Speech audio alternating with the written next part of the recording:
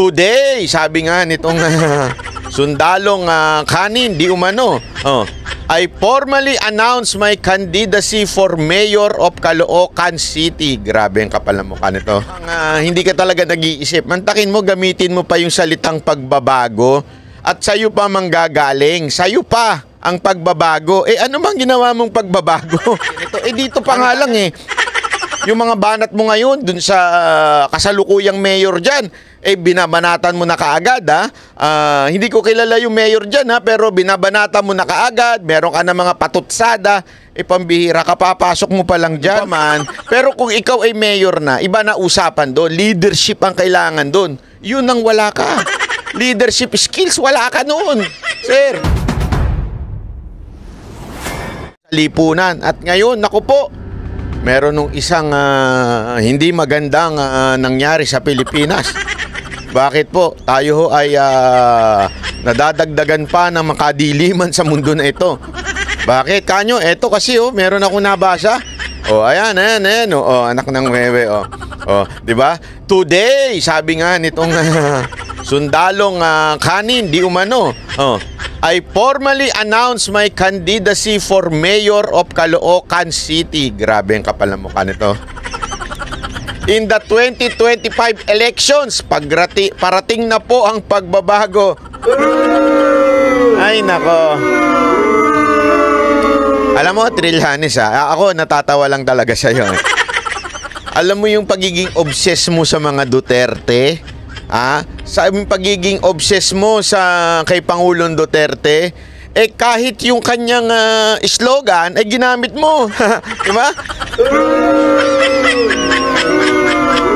Alam naman natin, sabi nga ni Pangulong Duterte, di umano ikaw ay lumapit sa kanya noon at gusto mong maging vice president niya, at dahil sa tinanggihan kanya, ikaw ay naging parang isang batang iyakin na nagmamaktol dyan, nagtatantrum sa karsada. At ano ginawa mo? Naging bitter ka na sa mga Duterte. At mula noon, binanata mo na mga Duterte. Talagang yung obsession mo sa mga Duterte tumitindi, di ba? Kaya nga, hanggang ngayon, ang laman pa ng puso mo ay si Duterte. Paano ko nalaman? Ultimong pagkandidato mo sa Caloocan, ay meron pang tatak Duterte. Ika nga, sabi nga, the abundance of the heart, the mouth speaks. Sabi doon the abundance of the heart, the mouth speaks, hindi the mind speaks. Kasi wala ka. Allegedly, wala ka daw nun di ba? Hindi ko alam.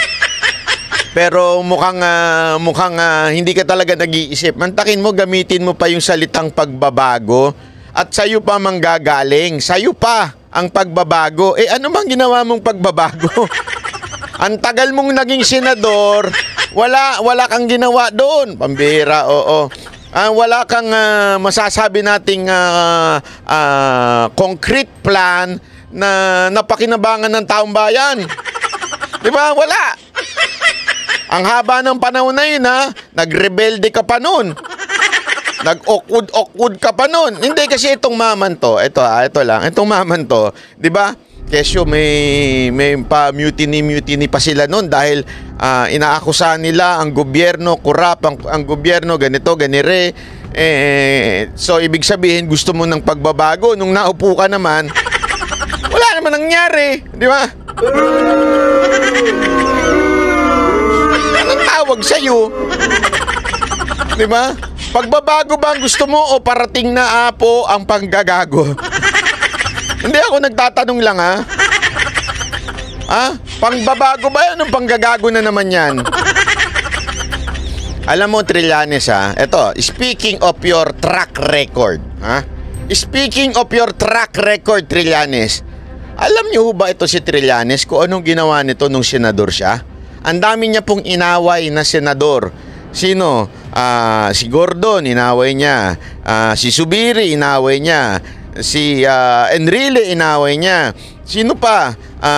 Si Cayetano, inaway niya. Lahat to, wala hong nakasundo ito. Mag-isa, may sarili hong mundo ito, maman to . mapa-oposisyon, mapano, talagang inaaway nito eh. Kasi nga ho, kaya nga 'di ba tinawag na ano ito kung ano tinawag ni Pangulong Duterte dito kay Trillanes dahil nga ho kahol daw ng kahol. Dahil nga daw parang lagi na lang parang asong galit na galit.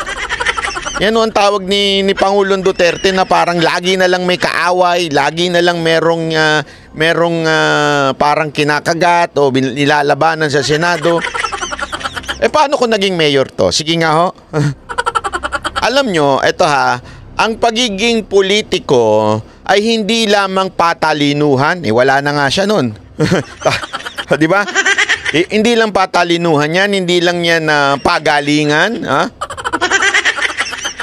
Dapat to meron kang charisma in a way, not just for the people, but also sa mga kasamahan mo sa loob ng City Hall, sa mga councilor, sa mga vice mayor. Kailangan meron kang ganyan. Hindi pwede yung banat ka lang ng banat. Bakit? Or else wala kayo magagawa. Aawayin nyo lang lahat yung kasamahan nyo. Kailangan kasi dyan may ordinansa yan. Kailangan marunong ka makisama dyan. Marunong kang, in other words, magaling ka sa convincing power, pakikisama. Hindi ibig sabihin yan you are trying to give in dun sa kanilang hindi magandang gawain. Pero ngunit datapwat, kailangan marunong kang pakisamahan yung mga tao doon para gumalaw ng smooth yung City Hall, ika nga yung local government. Kahit halimbawa nito, ang mga Duterte, si Pangulong Duterte, si VP Sara Duterte at ngayon si Mayor Baste, sila ay mga matatapang, bumabanato sila. Pero sila ay marunong maglakad sa ground na pakikisama sa mga barangay kagawad, barangay captain, sa mga councilor, sa vice mayor. Kasi nga naman, hindi mo naman mapapatakbo ng mag-isa yung City Hall. Kailangan mo ng pakikisama sa mga tao doon para tumakbo kayo ng maayos. Ang problema, ikaw, Trillanes, ikaw ang tipo ng taong walang mag-isa lang lumalaban. Yung walang pakialam sa mga kasamahan mo. Mantakin mo nagsenador ka, ilan na nakaaway mo, dami mong kaaway dun. Wala ka nga daw kakampi dun eh. Sa sobrang nagagalit sa yung ibang mga senador. Marami rin tayong kilalang mga senador dyan, ha? Meron din tayong mga kaibigang senador dyan. Ang kwento nila, pag ikaw na andyan na, talagang umiiwas na sila sa'yo. Kasi alam nilang parang gulo lagi ang gusto mo, parang basag ulo lagi. Parang ganun, di ba? Hindi yung pwedeng ganun pagka ikaw ay mayor. Kasi ikaw bilang mayor, para kang amahin. Ibig sabihin, tatay ka nung lungsod na yon. Kung hindi ka marunong nakikipag-usap sa mga barangay officials, 'di ba, sa mga councilor, paano kayo makakagawa ng ordinansa? Paano kayo makakaayos ng mga barangay-barangay? 'Di ba? Hindi pwede yung ugali mo. Malabo ka. Sorry na lang, sir, pero huwag kang magagalit. Pero yung mga tipo mo, yun ang tipong dapat sa'yo magtayo ng sariling bansa sa Spratly o kaya doon sa masariling bansa doon sa saan ba yun yung pinuntahan mo, hindi umano? At kaya medyo napunta na sa iba? Ano ba yun? Pangalan nung kayo na, Scarborough. Dapat doon ka na lang mamuno. Tapos sarili mo na lang yung mo, yung pamunuan mo. Anyway, gano'n naman ang diskarte mo sa buhay, di ba? Oh. Isa pang matindi dito, Ito. Ayan, una, sobrang obsessed niya kay Duterte. Baka mamaya, lahat na lang ng issue kunwari, naging mayor kayo, lahat na lang ng issue sa Caloocan, idikit mo kay Duterte. Kasi ganun kakabiter kay Duterte.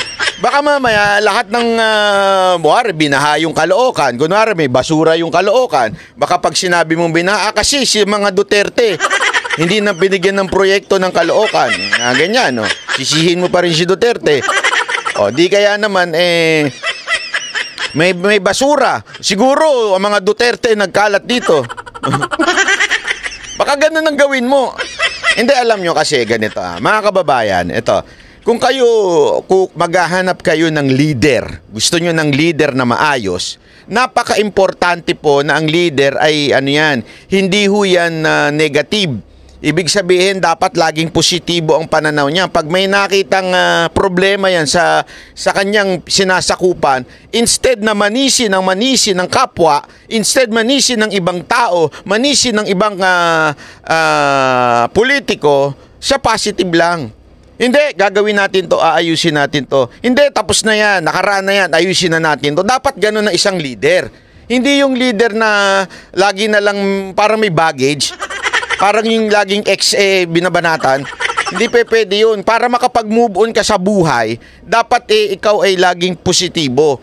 Ano ba ang pwede kong gawin dito? Huwag mo nang isisi doon sa nakaraan, ganito. Dito pa nga lang yung mga banat mo ngayon doon sa kasalukuyang mayor dyan, binabanatan mo na kaagad hindi ko kilala yung mayor dyan pero binabanatan mo na kaagad, meron ka na mga patutsada, pambihira ka, papasok mo pa lang dyan. Di ba? Kakaano mo pa lang dyan, ganyan na kaagad ng estilo ng iyong pangangampanya. Hindi tama yan, sir. Hindi maganda yan.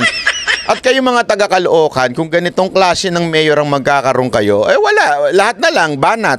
Di ba? Okay lang bumanat kung ikaw si Banat Bay. Yun, di ba? Hindi. Okay lang bumanat kung ikaw isang vlogger, commentator, o kung ano pa man. Pero kung ikaw ay mayor na, iba na usapan doon. Leadership ang kailangan doon. Yun ang wala ka. Leadership skills, wala ka noon. Sir. Alam mo yun, eto na nga lang Eto nung buong senador ka, meron ka bang ginawa para sa Caloocan? Wala, di ba? Hindi nga ang tawag sa iyo, 'di ba, ng mga yung presiding senator doon, tatawagin sa iyo, gentleman from ganito. Hindi ka nga tinatawag ng gentleman from Caloocan Bakit? Hindi nila alam taga Caloocan ka Walang nakaramdam ng presensya mo sa Caloocan Tapos ngayon susulpot ka, gusto mo maging mayor. Ang bira Hindi, eto. Sige. Sabihin nyo, sinungaling ako mga taga Caloocan. Naramdaman nyo ba ito? Noong mga nakaraang problema nyo dyan, kung ano mang kalamidad na dinaanan ng inyong bayan, nagkasunog, namatayan kayo, bumagyo, o di kaya nung pandemya, sabihin na natin, kahit hindi na siya senador nung pandemya, hindi ako sure kung senador na siya o senador siya, pero gayon pa man, kung ikaw talaga ay public servant, sana man lang naramdaman yung presensya mo doon, tumulong ka, namigay ka, tumulong ka sa mga sakuna. Kasi kung talagang Caloocan ka, yung puso mo para sa mga taga-Caloocan, lumalabas ka nun. Ako nga magtatanong wag na ako anuhin ninyo. Paniwalaan ninyo. Kayo mga taga-Caloocan, naramdaman nyo ba si Trillanes? Diyan sa Caloocan, tumulong, nagbigay ng tulong sa mga tao dyan, yung mga sakuna, yung nagkasunog, nagpunta ba siya dyan? Naramdaman nyo ba? Hindi, di ba? Eto nga yung tanong kayo ba mga taga-Caloocan, alam nyo ba taga-Caloocan ito si Trillanes? Hindi rin. Kasi nga missing in action to Sobrang missing in action itong tao na to. Ngayon lang nagparamdam kung kailan mag-e-eleksyon. Pa-announce pa, today I formally announce my candidacy for mayor. Kala mo naman may pakialam sa'yo mga taga-Caloocan. Akala mo naman mapapangahalagaan ka ng mga taga-Caloocan. Ay nako, Trillanes, kung ako sa'yo, pumunta ka na lang doon sa Scarborough, doon sa Spratly. Maghanap ka ng pamumunuang isda doon. Baka pwede ka pang mamuno sa mga isda. Sabihin mo sa mga isda, ang isda, sabay-sabay tayong lalangoy. Tapos langoy kayo papunta sa China, di ba?